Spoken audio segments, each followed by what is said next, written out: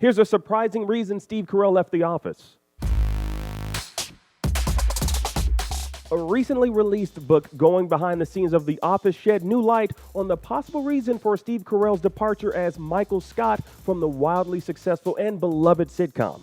The Office, the Untold Story of the Greatest Sitcom of the 2000s by author Andy Greene suggests it was NBC's ambivalence over Carell's contract that caused him to exit the show 2 seasons before the series finale in 2013. Now, it should be said that none of this information comes directly from Carell, but 2 members of the Office crew claim if Carell and NBC had been able to connect differently, he could have done it for years. That's what she said.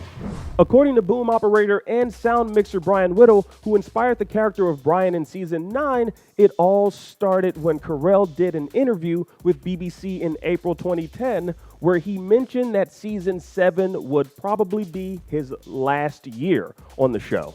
When none of the network execs reacted to this news, Carell took that as a sign that they didn't care if he left and that it might be time to say goodbye, Michael. Another source, hairstylist Kim Ferry, backed that version of events up with her own account, saying that Carell had told NBC that he wanted to stay, but the network executives didn't respond to him. Apparently, there were no follow-up conversations to clarify, which is a level of vague pettiness and confusion worthy of the show itself, and not at all the reasons most Office fans probably imagined led to Carell's leaving.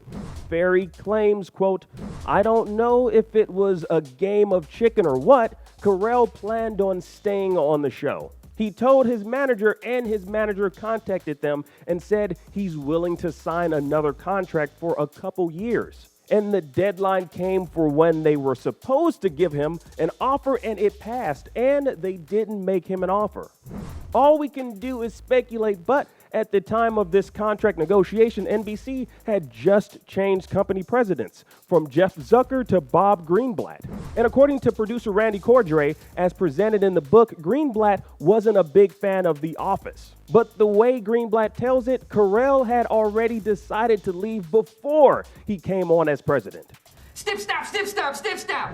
As you can see, the details of what happened are pretty damn murky, but it all amounts to NBC dropping the ball on Carell's contract and losing the lead of one of the most watched and talked about comedies of the modern era. Although the talented ensemble cast of The Office persevered after Carell's departure, ratings took a nosedive and it was canceled after 2 more seasons. Seriously, NBC dropping the ball. So what do you think of this fresh insight on Steve Carell's leaving The Office? He wanted to stay. Does this give you more hope of an Office revival featuring the full cast? Let us know your thoughts down below. And for more news from IGN Now, check out why the season finale of The Walking Dead has been delayed and a decades-old Star Wars plot hole that has finally been addressed. And be sure to follow and subscribe to IGN wherever you like to watch. Probably at home. You're probably watching at home, not in the office, because we can't go to the office. Quarantine.